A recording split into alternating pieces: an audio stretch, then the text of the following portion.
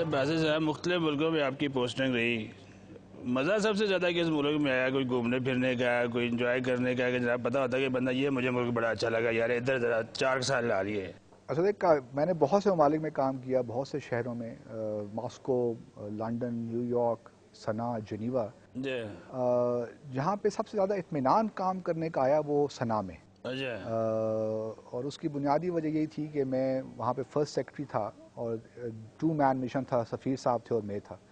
تو وہاں پہ جو پاکستان کا ٹریڈ ایکسپورٹ یہاں سے پاکستان کا بڑھانے میں ہم نے خاص، میرا 1 پوائنٹ ایجنڈا تھا کہ میں نے اپنے وہاں پہ اپنی پوسٹنگ کے دوران پاکستان کا ایکسپورٹ بڑھانا ہے، چاہے وہ $1 ملین سے بڑھے یا $2 ملین سے بڑھے.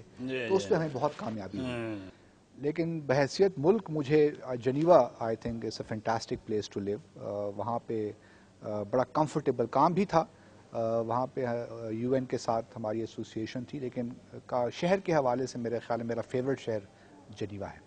اچھا سر، بہت سارے ملکوں میں یہ بھی سننے میں آیا کہ سفارت خانے کی پوری عمارتیں چپ کر کے بیچ دی گئی ہیں، اور وہ بڑی مہنگی عمارتیں تھیں، جیسے جاپان میں ہیرو کے مقام پہ ایک عمارت کا ذکر کیا جاتا ہے. تو اس کا بھی آپ کوئی انکوائری وغیرہ کرتے ہیں؟ نہیں، انکوائری اس خاص جو واقعے کی آپ ذکر کر رہے ہیں، یہ دیکھیے یہ جو عمارت بیچی گئی تھی، یہ تمام پروسیجرل ریکوائرمنٹس، کوڈل ریکوائرمنٹس جو ہوتی ہیں ان کو پورا کر کے بیچا گیا تھا. بعض اوقات ہمارے اس قسم کی رپورٹس آ جاتی ہیں جس میں کوئی حقیقت نہیں ہوتی. اس کو بیچا گیا تھا اور جو خریدا گیا تھا وہ شاید کم پیسوں میں خریدا گیا، تو اس میں سیونگ ہی ہوئی تھی. لیکن کسی بھی حوالے سے پروسیجر ریکوائرمنٹس جو ہوتی ہے، کوڈر ریکوائرمنٹس، ان کو کمپلیٹ کیا جاتا ہے اور تبھی اس قسم کی ٹرانزیکشن ہوتی ہے. چوہدری صاحب، ایک پچھلے دنوں بڑی خبر چلتی رہی ہے کہ سیلاب کے بعد امریکہ میں ہمیں ایک سپیس دی گئی کہ یہاں پہ آپ اپیل کر سکتے ہیں اور اس سے آپ کو بڑے فنڈز وغیرہ فائدے بڑے ہوں گے. پتہ چلا وہاں پہ تو پتہ چلا کہ وہاں پہ ہم اور چیزیں تو چلاتے رہے ہیں اور اس ایشو کی طرف آئے نہیں ہیں. کوئی اس خبر میں ظاہر وہ ہے تو حقیقت ہی، لیکن اس کے بعد کیا اثرات ہوئے؟ نہیں، وہ حقیقت نہیں ہے. اس سے ہی مجھے بڑا افسوس ہوا کہ اس قسم کی خبر اخبار میں لگی، حالانکہ اس میں کوئی حقیقت نہیں تھی. بنیادی جو مسئلہ تھا وہ یہی تھا کہ ایک کلوزنگ بیل اور اوپننگ بیل سیریمنی ہوتی ہے نیو یارک اسٹاک ایکسچینج میں، اور اس میں ہمارے جو کانسلیٹ جنرل تھے، کانسلیٹ کو مدعو کیا گیا تھا، اور وہ ہر کلوزنگ اور اوپننگ سیریمنی کو لائیو دکھاتے ہیں وہاں ٹاور پہ. اور وہ کلوزنگ سیریمنی کو لائیو دکھا رہے تھے. جہاں پہ ایک شاید آپ کہہ رہی ہے لیپس ہوا، وہ یہ ہوا کہ انہوں نے ہمیں 30 سیکنڈز دیے تھے کلپ دکھانے کے لیے، جو فلڈس کے کلپ تھے. 30 سیکنڈز، ناٹ 1 آور، 30 سیکنڈز. جو اس وقت چونکہ تقریباً 1 گھنٹے پہلے ہی بتایا گیا تھا، تو جو کانسلیٹ کے پاس جو 3 یا 4 منٹ کی ویڈیو تھی اس کو وہ کنورٹ نہیں کر پائے 30 سیکنڈ میں. تو اس ایک ٹائم کنسٹرینٹ کی وجہ سے. اس کے علاوہ اور کوئی اس میں ایسی کوئی چیز نہیں تھی کہ اتنا ہوا بنا لیا جاتا. پھر ہمارے ہاں مسئلہ یہ بھی ہے کہ ایک چیز جب رپورٹ ہو جاتی ہے، ڈیمیج ہو جاتا ہے، تو اس کو کنٹرول کرنا بہت مشکل ہو جاتا ہے.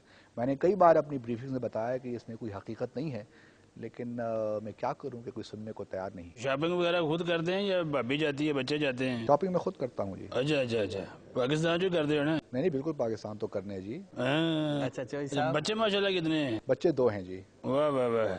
پھر دوست عاشق افغان تھے، منصوبے سے کام کیتا ہے، بلکہ اس سے پہلے ہی لگے ہوئے ان کے پہلے سے ہی جی. ہم عدالتی فیصلوں کو تو ہم تبدیل نہیں کر سکتے امریکہ کے، لیکن اس کے جو پہلے کے ایشوز ہوتے ہیں اس کے بارے میں بڑی یہاں پہ پائی جاتی ہے تشویش، عافیہ صدیقی کے کیس کے حوالے سے.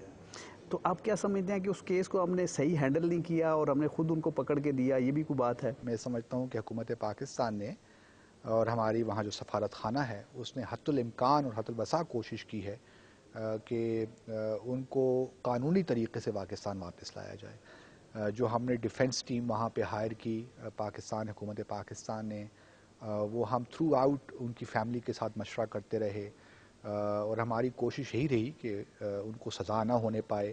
ہمارے بھی وہی جذبات ہیں جو آپ کے ہیں، وہ ہماری قوم کی بیٹی ہیں، ہمیں ان کا احساس ہے ان کے دکھ کا. لیکن بہرحال ایک قانون کی جب عدالتوں میں جب بات پہنچ جاتی ہے تو اس کے پھر اپنے ڈائنامکس ہوتے ہیں. اچھا یہ بتائیں، ہمیشہ یہ سمجھا جاتا ہے لیکن آج اس کے الٹ ہو گیا ہے کہ فارن آفس کا جو اسپوکس مین ہوتا ہے بڑا خشک جا بندہ ہوتا ہے، نہ کوئی ہنسدا ہے. تھندر بن کے جناب گل کی تھی، ہاں جی تسی پوچھو جی، یہ جائے وہ جائے، مٹی پاؤ جی چلیے بریفنگ ہو گئی جناب. لیکن آپ کا ماشاءاللہ آپ ہنسے بھی ہیں، مسکرائے بھی ہیں، خوش مزاج بھی ہیں. कोई गाने शाने भी सुनते हैं कि नहीं सुनते? गाने सुनता भी हूँ, गाने गाता भी हूँ। वाह वाह वाह। मैं चाहूंगा एक थोड़ा सा को गुनगुना के हमें बताएं ये थोड़ा तो सा। आप ना कीजिए। अच्छा चलो ये बताएं पसंद कौन सा गाना है? पसंद मुझे मेरी जो फेवरेट सिंगर हैं नैरा नूर रही हैं हमेशा से, और उनकी जो गज़ल है जज्बा दिल कर मैं चाहूँ हर चीज़ मुकाबिल आ जाए, वाह वाह वाह। दिल के लिए दो गाम चलूँ और सामने मंजिल आ जाए। वाह जी वाह, वाह जी वाह, क्या बात है। तो गा के नहीं सुनाते फिर? ये इंशाल्लाह फिर किसी और वक्त इंशाल्लाह। चलें शोई वाह साहब, जी आप वाह, अपना बड़ी एड्रेस मज़ेदार बताएं, गुफ्तगू बड़ी हुई अच्छी है जनाब। गुफ्तगू बहुत शुक्रिया आपका। नाज़रीन, अब्दुल बासित साहब ये तर्जुमान दफ्तर खारजा थे, और आज असी एक गल साबित कर दी थी कि हर बंदे दे विच ना छोटा जिहा बाल जिहा हुंदा है और बच्चा बैठा हुंदा है, असी बाहर कढ़ लिआंदा अज। CKB@DawnNews.tv इस दे फीडबैक दिंदे रहना, बड़ी मेहरबानी। अल्लाह हाफिज़। अल्लाह हाफिज़।